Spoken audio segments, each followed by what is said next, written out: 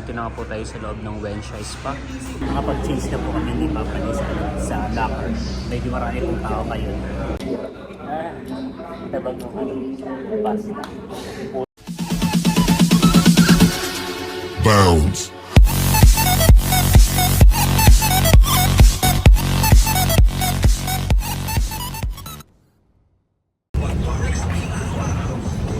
Basta mga kayami, isang masaya at isang masarap na vlog na naman ang pagsasaluhan natin.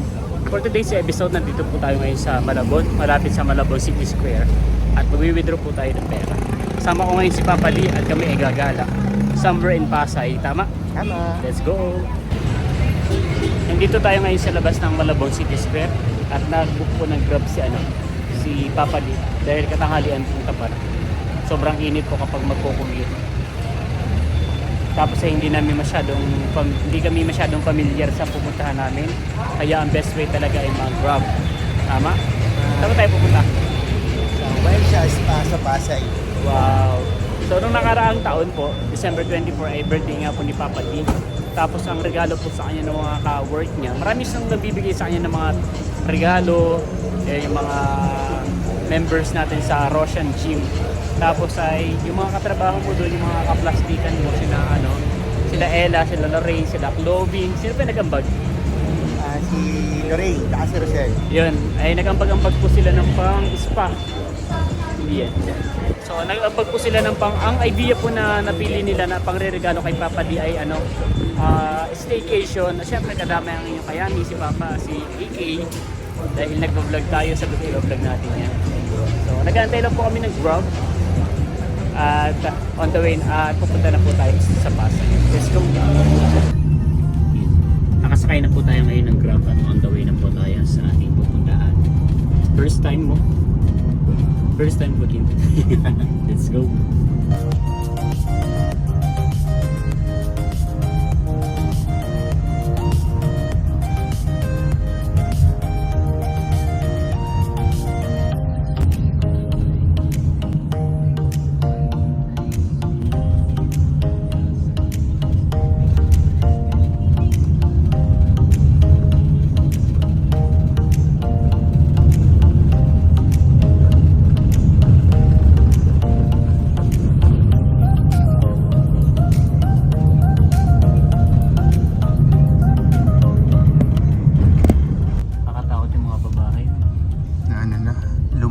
Sobrang tagal na rin kasi.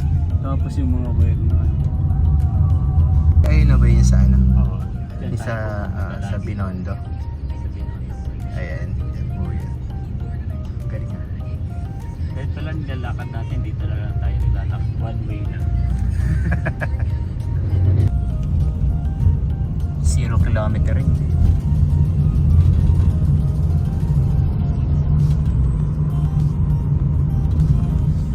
Hindi pa rin tayo nakakapasok dito sa Ocean Park. Ocean Park, Manila Ocean Park. Sabi ng pila? Anong pila ba yan? Nazareno.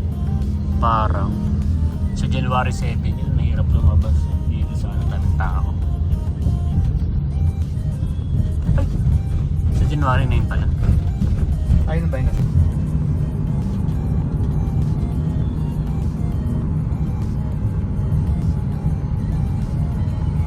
Nandito na tayo sa parking Pasay. Lumagpas na tayo sa Pedro Hill Street. Di Tanawang Dolomite Beach.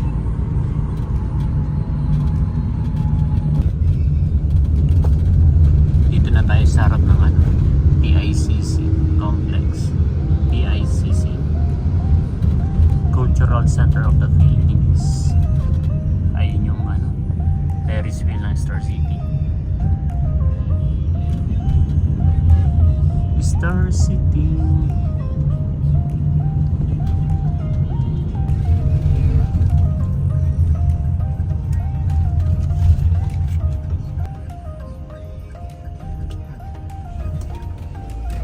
Dito na pala tayo. Wala nga talagang ATM. Nandito na nga po tayo sa loob ng Wensha Spa. Ayan. Tapos nag-book na po si Bali dalawa lang po kaming natuloy. Sina Erica po, sinasama namin din sila actually, pero hindi po sila sumama dahil mga busy na po. First week ng ngayon ng taon para sa kanilang work. Ayun, dahil dalawa lang po kami, hindi po kami nakapag-online booking, kaya kapag dalawa lang daw yung personal is walk-in po talaga. Pwede naman sa massage area after dining left side. May attendant doon, parang gano'n.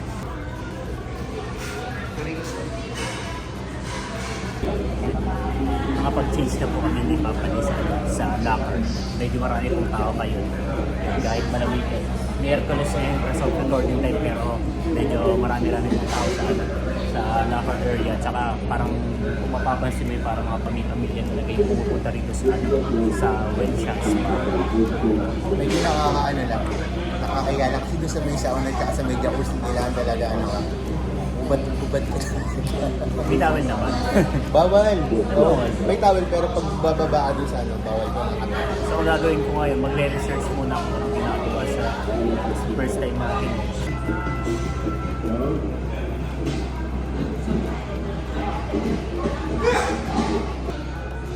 Ayun mga kayami. So, nag-shower po tayo dito sa nag-shower po tayo dito sa Suwensya. Tapos nag-apply po tayo ng nagpa-body scrub po tayo, and then nagpa-apply po tayo ng whitening at ibababad po natin ito ng 20 minutes or more. Then magsha-shower po ulit tayo at magpo-proceed na po tayo sa sa massage. Ayan. And then 3 PM na po, start na rin po ng buffet. Marami na po kumakain, pero unahin po muna namin magpa-massage dahil mas mahirap pong kumain kapag mahirap pong magpa-massage kapag busog. Yun. So sasamantalihin namin ni Papa din na habang yung iba ay busy pagkain, kami naman ay nagpapamassage na dahil mahaba po ang pila. Yun. Tapos ay yun, si Papa din po ay nag-a-apply pa lang po ng whitening. Kaya makapaggala-gala muna ako.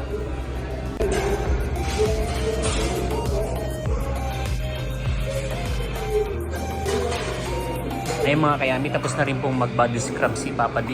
Magpa-body scrub at naglagay na rin po ng whitening. Sisilipin muna natin yung mga pagkain. Kailangan daw wala matitira kasi may charge na 300 pesos. Pero silang rice, tapos pork. Tapos pork yun. Oh, magkakanin ka na ba agad? Pag mong damihan.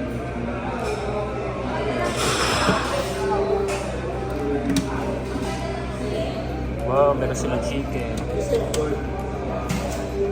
At ito naman yung mga pang sabu-sabu.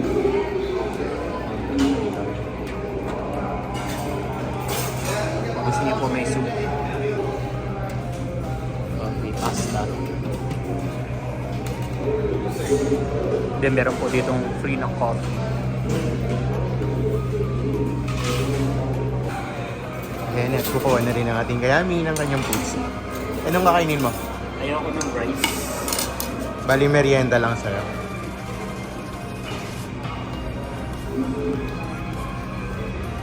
Puto. Wala pala ako wait. Parang daw ba ng kalapok. With pork siya.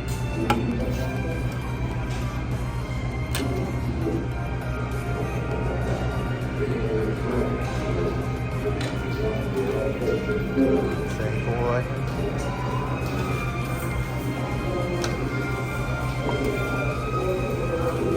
Kuha rin tayo ng kape. Wait.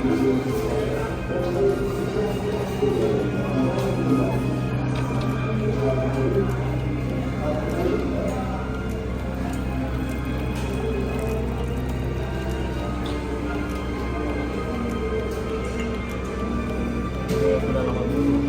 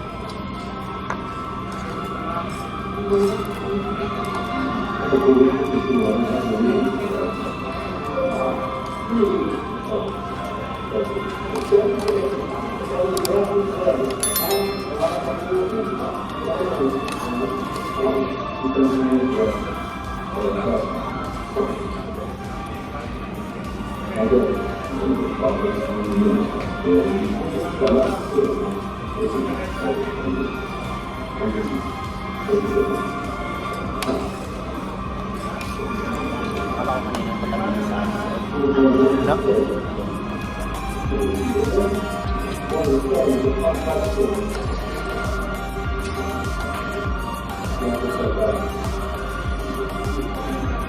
Ano?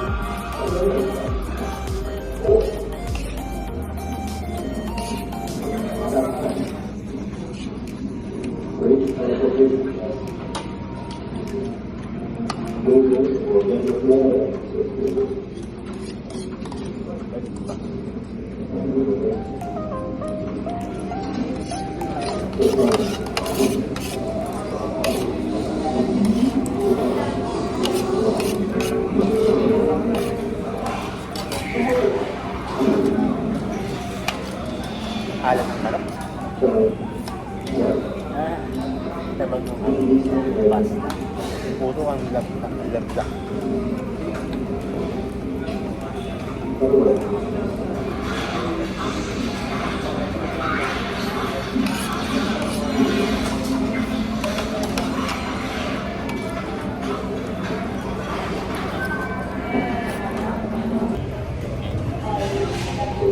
Tapos na po kami kumain ni Papa Nick at magbabandaw na po kami.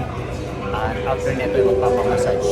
And then after na massage ay kakain ulit. Dahil mahaba pa po yung oras natin.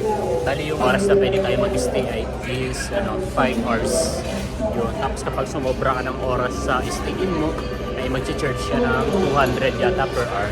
So magbabandaw po muna kami para makapag-proceed na po tayo sa massage. Dapat masulit natin yung oras para pwede po tayo magbabads mamaya ulit dito sa dining area. Diba?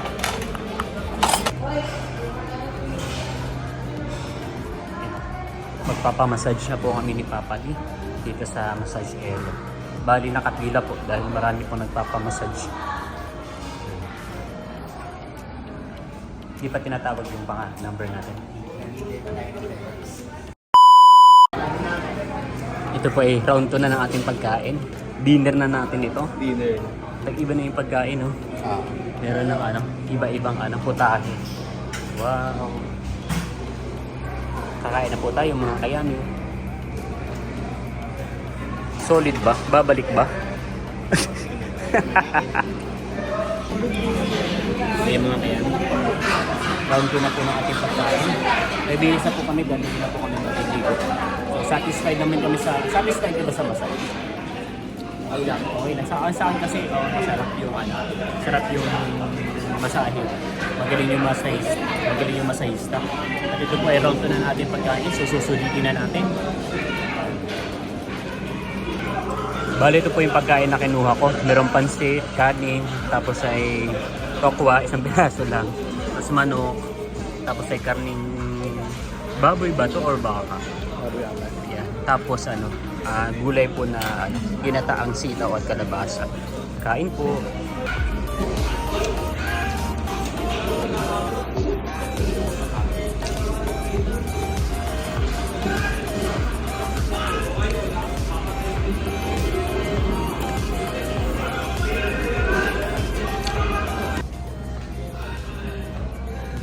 Check out na po tayo mga kayani.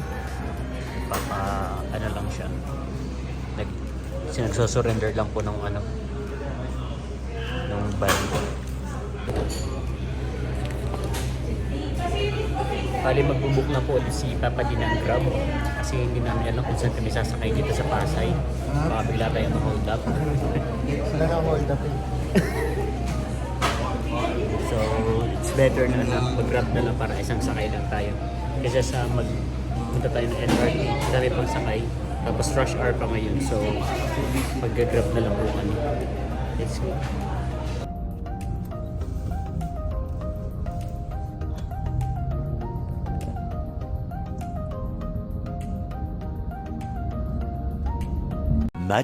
Much later. Yan. So, nakauwi na po tayo mga kayami. Nandito na po tayo sa bahay.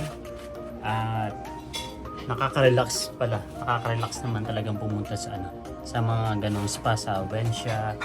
Yan. Tapos ay kung i-rate natin yung yung Wensha Spa sa sa Pasay. Bago pala yung magbibigay muna siguro ako ng review bago ako mag-rate. Yan. So, yung location niya medyo madali lang siyang puntahan. Bandang likuran lang siya ng Star City. Kaya lang ay kung magko-commute ka ay medyo mas mahirap. Kailangan talaga is magbubook ka ng Angkas or Grab, or kung for family kayo dapat meron kayong mas maganda kung may sarili kayong sasakyan kasi walang dumadaan na transportation talaga. Hindi ko sigurado pero feeling ko walang dumadaan na transportation doon sa may exact location ng Wensha Spa. Tapos yung yung amenities nila, mapapansin mo na medyo may kalumaan na yung building, yung kisame, yung bawat sulok. So parang mapapansin mo talaga na years or decades na nag-ooperate yung spa. Ayun. Tapos sa mga staff naman, naman sila. For me okay naman yung nila, yung approach nila, wala namang nagtataray doon. Tapos magagalang din naman. Siyempre nanghihingi ng tip. Yun. So bali ang ginawa namin nung una kasi is ayun, so nag-book kami, hindi namin talaga alam yung gagawin. Tapos yun, nag-shower kami and then nagpa-massage. Yun, bali pala pag ang inabil namin is yung tigwa 1,800 pesos plus kasi nagpa-body scrub kami. Tapos ang hindi ko lang masyado nagustuhan is kapag pala parang required ka kasi na magbigay ng tip doon sa nag-i-scrub, sa nagbabody scrub. And then pagkatapos nun, nung nagpa-massage na kami is parang meron naman silang form na ibibigay na kailangan mo ulit magbigay ng tip. Yan, so wala namang nakalagay, any amount naman will do. Kaya lang nagbigay na kami ng 100, so 100 plus 100, so 200 pesos yung tip namin.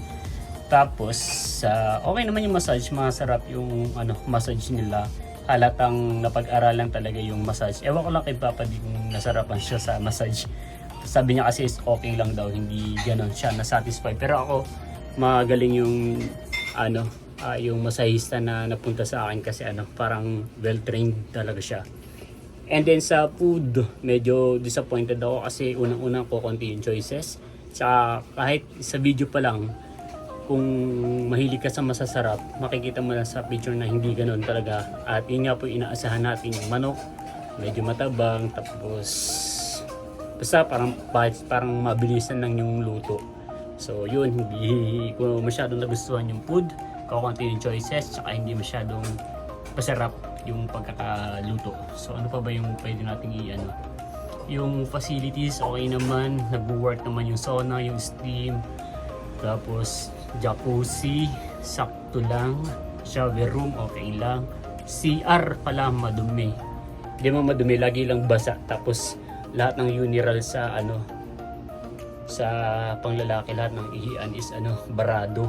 Tapos dalawa lang yung sa cubicle, dalawa lang yung gumagana, which is kapag nagsabay-sabay mag-CR is medyo mahirap.